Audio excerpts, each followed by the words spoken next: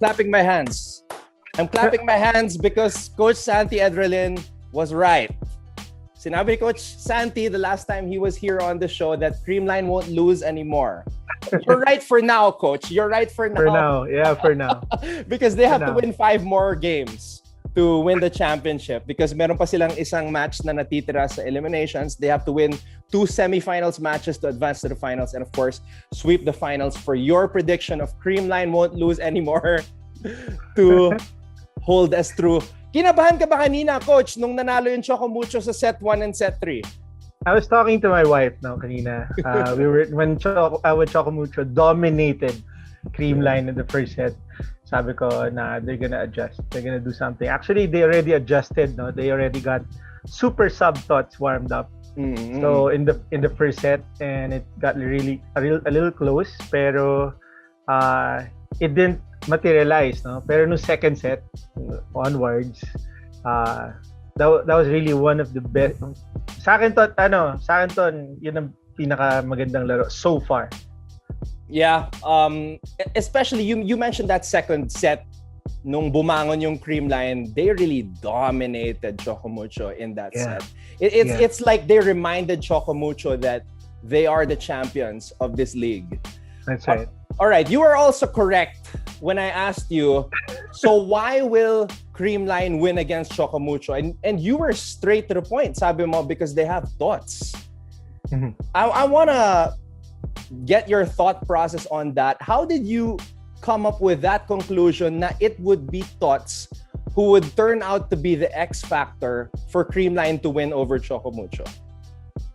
For one, when I was with Santa Lucia, we'd play UP. Okay. And we were a PSL team. We were a club team, and they were a college team. And Tots would just punch through our blockings.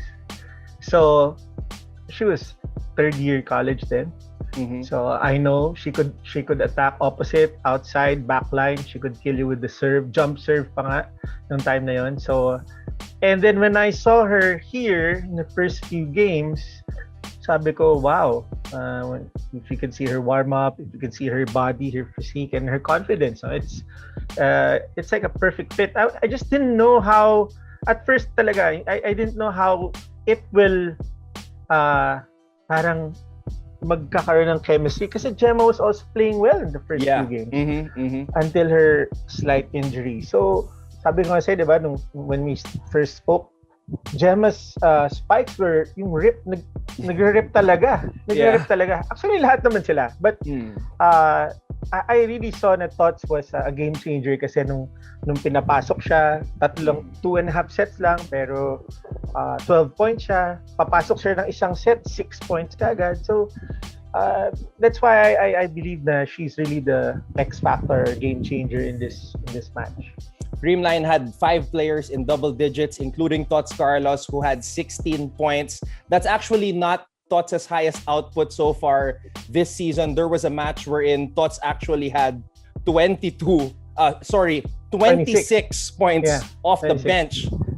No, actually not off the bench. That was the match na nag-start siya and Gemma came off the bench against Black Mamba. But that just validates your point that Tots is capable of erupting on any given match. All right, let's break it down, Coach Santi. You prepared something for us. You're giving us the keys to victory for Creamline. The top 5 keys to victory. Kindly lay it down for all of us. The reasons kung bakit nanalo ang Creamline kontra sa Choco Mucho.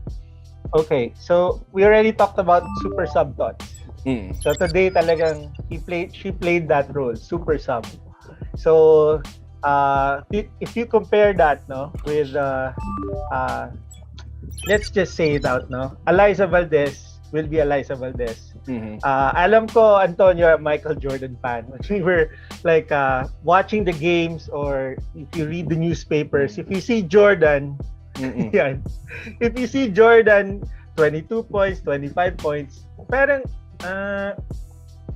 subpar, parang expect ka na yun, So when we saw Alyssa kanina 22 points, despite the fact na she played not really well in the first set or slow start, I kind of expected that. But Tots was really superb today. I mean, MG played had higher points, no? Had more MG. points. Yeah. MG was tough today. So, but Solid.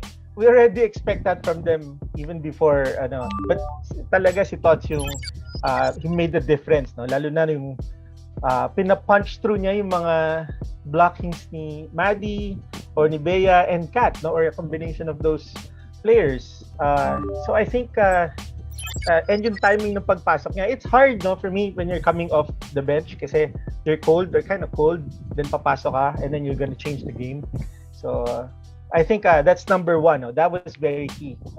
So yeah, I'm not gonna say I'm bored na Alyssa Valdez scores 22 points, but you're kind of expecting it from her na, no? Parang Michael Jordan. So I think you should count that as a compliment. So number 2, serves, no? And of course, yung reception, yung receive.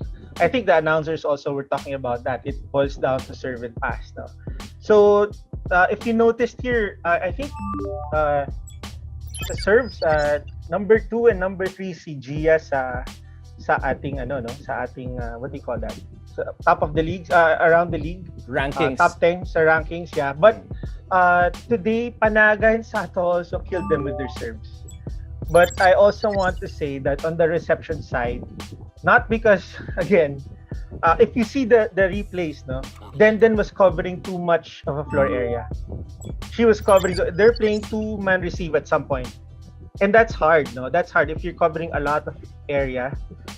Unless you're 6'3", 6'footer, and then dalawa kayo nagre-receive. But ito, parang kayong maliit, then I think it boiled down to that, no? Yung reception. And then nawala na sila Maddie, nawala na sila Bea. I think Maddie heard you when you said where's Maddie Madayag, and then she was really playing well in the first set. Maddie had a season high today, coach. 12 points ang naitala ni Maddie, pero yun nga hindi pa rin yung Madzilla eh. I thought we were gonna see Madzilla because of the monster blocks that we saw in the third set, pero Creamline just wouldn't stop coming. Yeah. That's really key, no? They weren't able to set up Maddie and Bea too much kasi their passing was a little off today.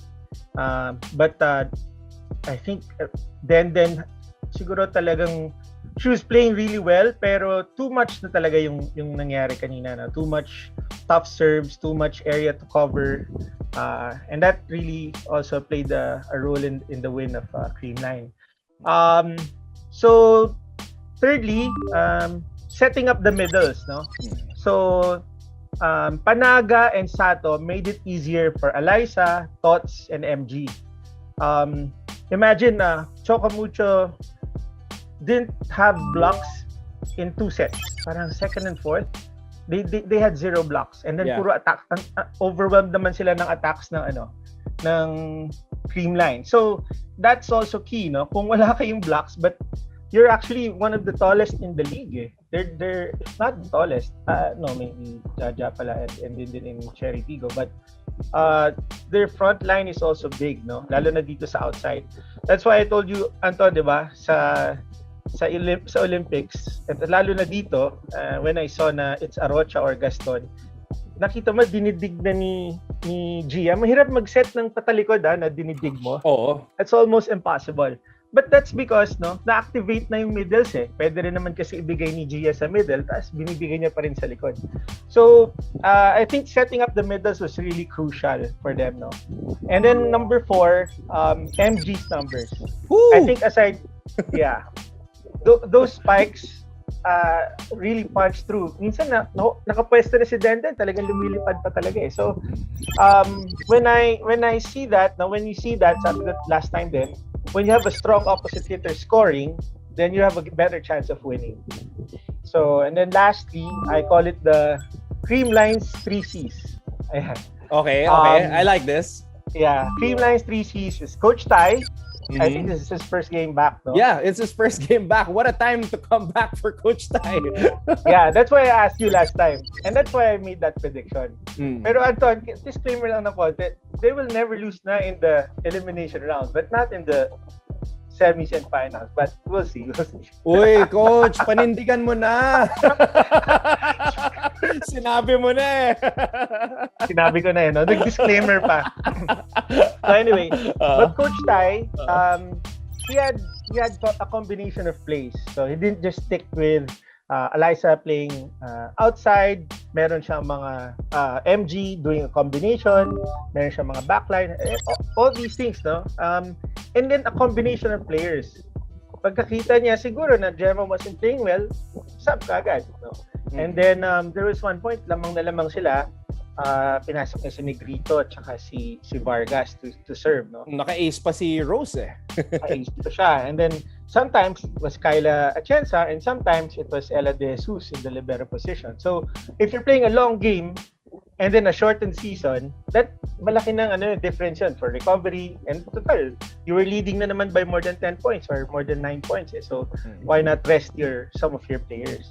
So I think that was key, no? And then second C is the I wasn't telling you this now, but yung conditioning nila. Yung conditioning nila, I think, is really superb. When you see them, when you see their physique pa lang, when you see their spikes, their serves, it really means that you have a strong body. And tulad nga ngayon, it's a shortened season. And then pag ganyan, 5 games, it really will boil down to how conditioned your body is, how strong your body is. And then lastly, I call it yung Creamline composure. The championship composure, coach. Yeah. if you notice, diba, parang even though they were not winning, they were sige lang, okay lang. Tapos and then when they were winning, they were really celebrating it, no? So I think that plays a lot, no, in the culture of a team. Kasi kung ba first set pa lang na down ka na, it might carry on to the next and then magkakahawaan na. But I think these 3 C's, no, yung together, pagsama-sama mo, it cannot be separated. That's very important. So Coach Tai, conditioning, and then the Creamline composure. All right, so let's run it back.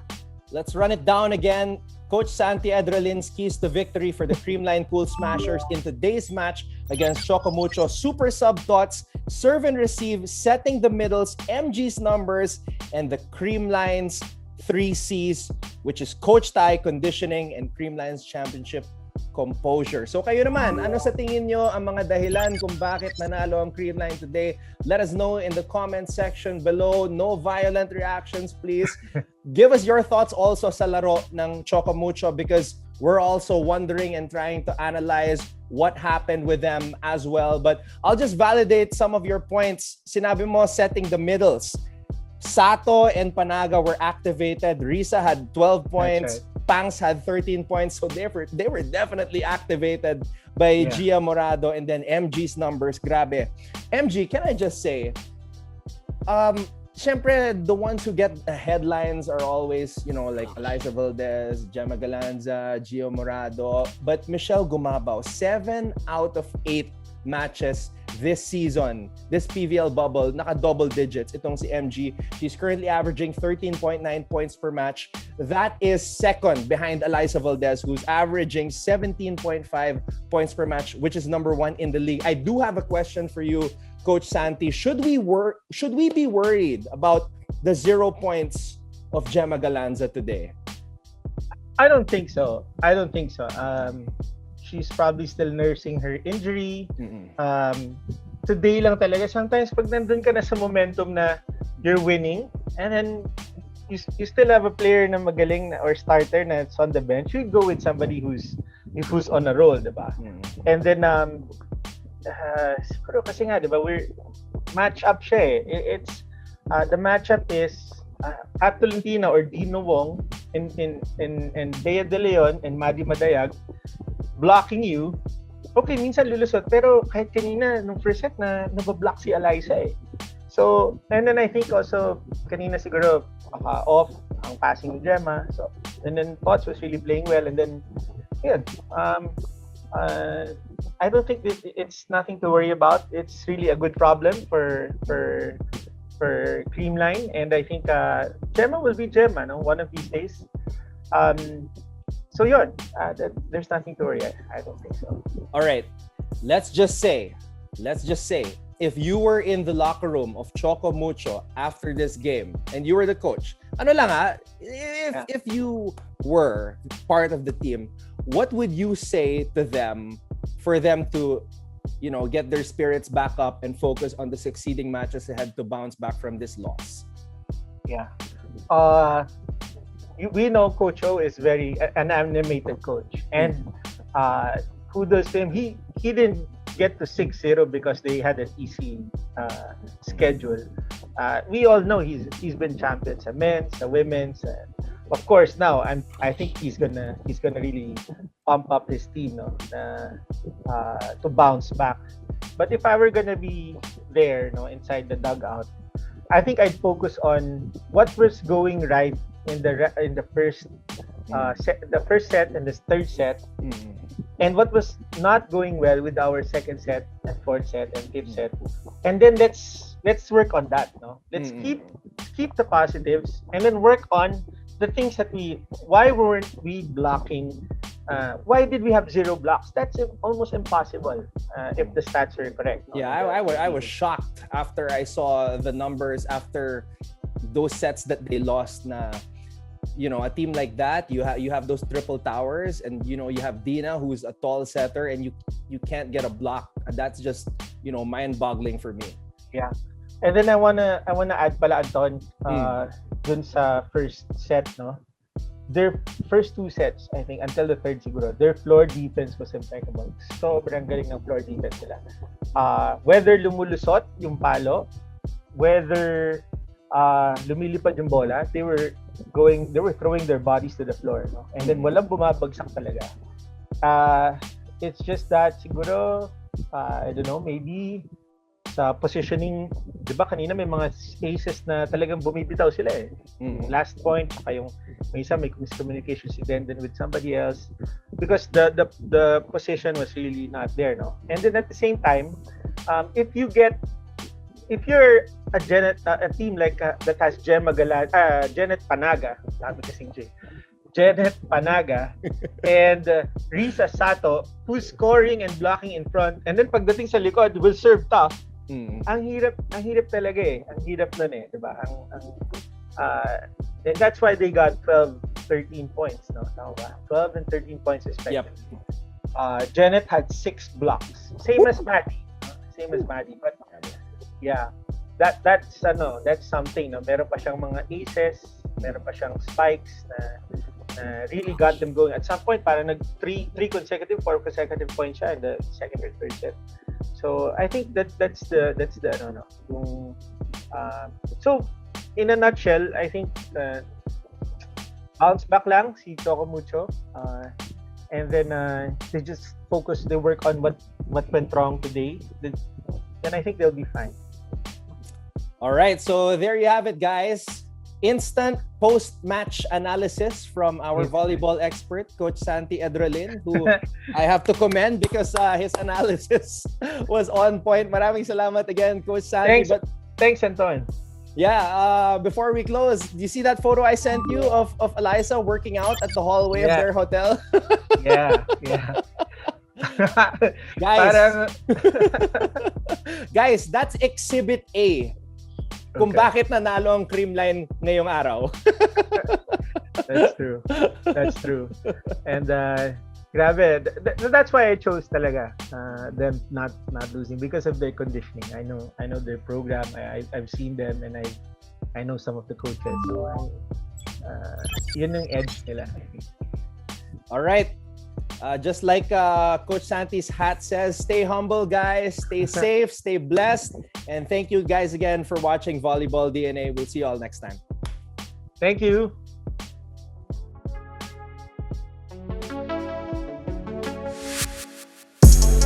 Thank you for watching Volleyball DNA. Make sure you hit the subscribe button to get notified for future episodes and interview highlights. And while you're at it, head over to our Facebook page by clicking on the link in the description.